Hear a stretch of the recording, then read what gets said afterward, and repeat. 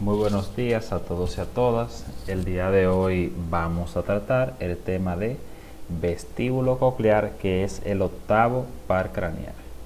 Vamos a ver que el vestíbulo coclear tiene su origen aparente en lo que es acá a nivel del ángulo pontocerebeloso. Bien, es muy importante que sepan esto, ya que en este lugar, en el mismo vestíbulo coclear, es el lugar donde con mayor frecuencia van a encontrar schwannomas, que de hecho los schwannomas, los tumores de célula de Schwann, aparecen con mayor frecuencia en este par craneal, en este punto.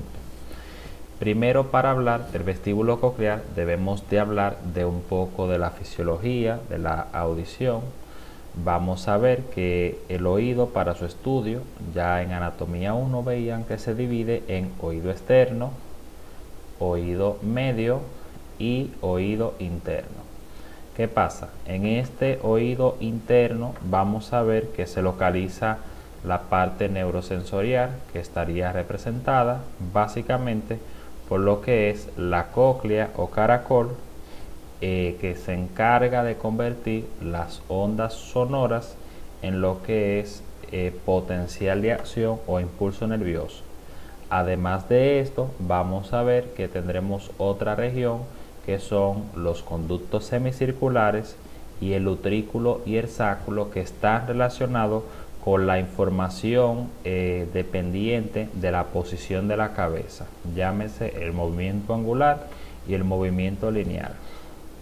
¿Qué pasa? Vamos a ver que todo inicia, o sea, para entender el funcionamiento del nervio vestíbulo coclear, tenemos que ver que las ondas sonoras que vienen del ambiente son dirigidas por lo que es como tal el pabellón auricular, que es lo que vulgarmente se le llama oreja, hacia el conducto auditivo como tal externo. ¿Qué pasa? Vamos a ver que esas ondas llegan y movilizan la membrana timpánica.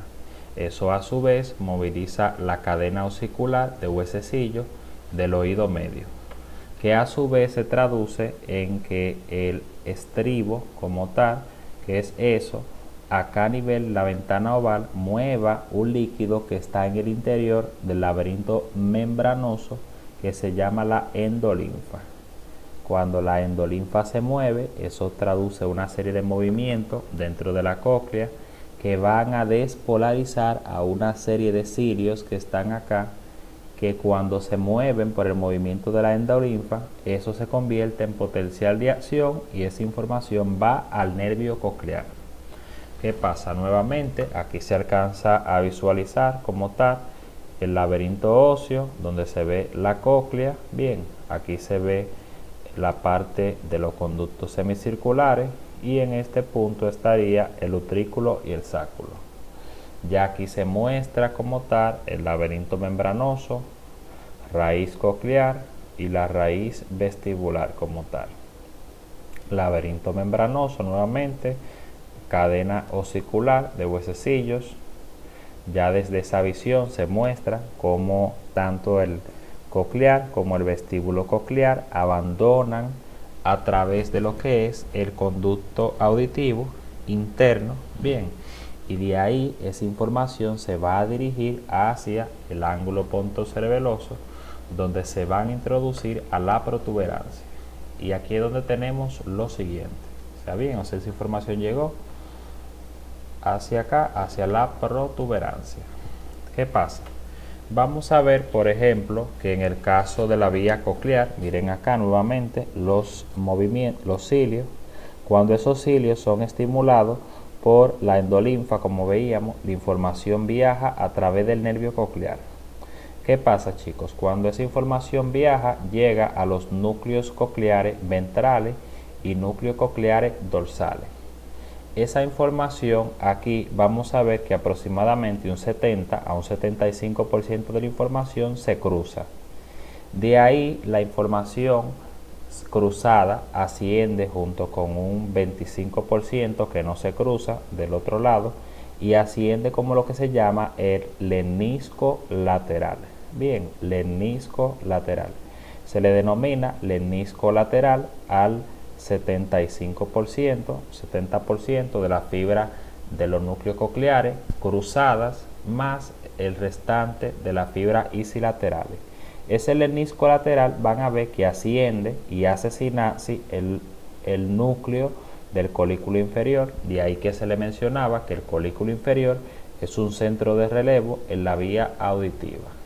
Ya la información viaja hacia un núcleo que se llama cuerpo geniculado medial en el tálamo, y desde ahí la información auditiva se proyecta hacia la corteza. Eso ocurre en cada lado, se proyecta hacia la corteza, hacia la circunvolución temporal superior, en lo que ya cuando comencemos a analizar la corteza, veremos que esto es lo que se le llama área 41 y el área 42, que es el área auditiva primaria en ese sentido. Bien, entonces ya ustedes saben que lesiones vamos a ver directamente en el nervio coclear, acá en la vía nerviosa, le van a dar sordera neurosensorial. Bien, sordera neurosensorial. Mientras que lesiones a nivel del lernisco le van a dar hipoacusia contralateral, generalmente. Bien, eso es importante que lo tengan claro. Ahora, ¿qué pasa con la información de la vía vestibular? Bueno, la información de la vía vestibular, cuando se despolarizan, viaja por el nervio vestibular, que va a llegar a la protuberancia, a donde se localizan los núcleos vestibulares. Bien, vamos a tener el núcleo vestibular lateral, el medial, el superior y el núcleo vestibular inferior. De ahí la información es procesada y vamos a ver que una parte viaja al cerebelo, bien, donde se va a integrar esa información con la información propioceptiva proveniente de la cabeza. Importante, la información que llega a través de la vía vestibular es información proveniente de los conductos semicirculares, los cuales transportan información angular dependiendo del ángulo de la cabeza, y con el utrículo el sáculo, los cuales transportan información lineal. ¿Qué pasa? Importante lo siguiente: lesiones en la vía vestibular como tal se va a traducir en un signo muy importante, bueno, un síntoma como tal realmente, que es el denominado vértigo. Bien, vértigo. ¿Qué es el vértigo? Bueno, vamos a ver que el vértigo es alucinación de movimiento. El paciente percibe que se está moviendo o que alrededor de él se moviliza el ambiente, pero realmente es una falsa percepción debido a un estímulo anormal que puede estar causado directamente acá donde se origina el estímulo o por una irritación del nervio. También el vértigo puede ser causado por un daño a nivel de los núcleos vestibulares. De ahí que hay dos tipos de vértigo. Hay un vértigo que es periférico, que es el que aparece cuando se lesiona el nervio, y tendremos un vértigo que es el vértigo central, que es el que aparece cuando se lesionan los núcleos. Por ejemplo de un síndrome donde se tenga vértigo central es el síndrome de Wallenberg. Bien, un síndrome que ya veremos como tal para el segundo parcial en ese sentido. Y causas de vértigo periférico hay numerosas, las cuales no pretendo analizar directamente en el video, pero podemos mencionar causas como el síndrome de Meniere, laberintitis como tal, inflamación del laberinto, entre otras, hasta el vértigo postural paroxístico benigno. Ahora bien, ¿qué sí es importante? ¿Qué deben de saber? ¿Cuáles son las manifestaciones que aparecen como consecuencia de una vía en el nervio vestíbulo coclear en ambas raíces? Bueno, ya ahí tendríamos sordera neurosensorial, ya sabemos que el paciente va a tener vértigo, que sería la alucinación de movimiento en ese sentido, y también el paciente puede presentar lo que es nistagmo, que es ese movimiento rítmico y oscilante e involuntario del globo ocular. ¿Qué pasa, chicos y chicas? Es muy importante que ustedes sepan diferenciar entre la diferente causa de sordera.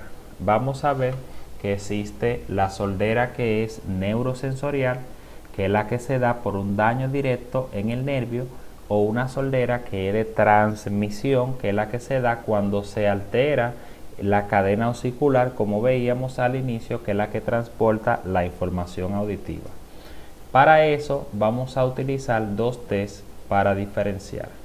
Número 1, que será en ese orden, se aplicarán siempre, tendremos el test de Rain, en el cual nosotros vamos a evaluar el sistema óseo y el sistema aéreo. Bien, para eso se utiliza un objeto que es el diapasón. Para eso vamos a ver que el diapasón es un objeto que cuando se estimula es un objeto vibrante. Bien, que usualmente la base del diapasón nosotros la vamos a colocar sobre la apófisis mastoidea del individuo. El paciente de esa manera va a percibir la transmisión a través de la apófisis mastoidea. De esa forma es que se evalúa la vía ósea, colocando el diapasón en la apófisis mastoidea. La otra forma es que el diapasón se coloca lateral al oído, como tal el pabellón auricular, la oreja, donde van a pasar las transmisiones de las ondas, como yo les decía.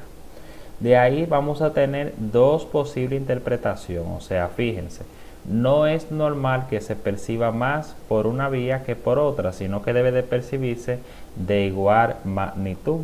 Entonces, si el paciente tiene mayor percepción en la vía ósea que en la vía aérea, usted debe de sospechar en una hipoacusia de transmisión. Mientras que si la percepción es mayor en la vía aérea que en la vía ósea, usted debe de completar o de pensar directamente en la vía en una hipoacusia neurosensorial como tal. Ahora bien, todos estos diagnósticos de sordera se complementan, o sea, usted primero usa el Rain y luego pasa al Weber. Si uno de esas dos sale positiva, usted va a confirmar con el siguiente test.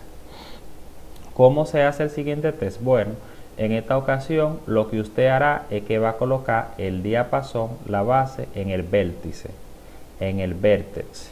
Bien, vamos a ver lo siguiente. Si el paciente, ya después que usted hizo el Rain y usted sospecha en una hipoacusia de transmisión o en una hipoacusia neurosensorial, el Weber lo que le va a confirmar es su diagnóstico. ¿Cómo se lo va a confirmar? Bueno, vamos a ver que si el sonido se lateraliza hacia el oído sano, bien, si el oído se lateraliza, si el paciente le dice que él escucha más el sonido en un oído y ese oído es el oído sano, ustedes van a pensar en una hipoacusia neurosensorial.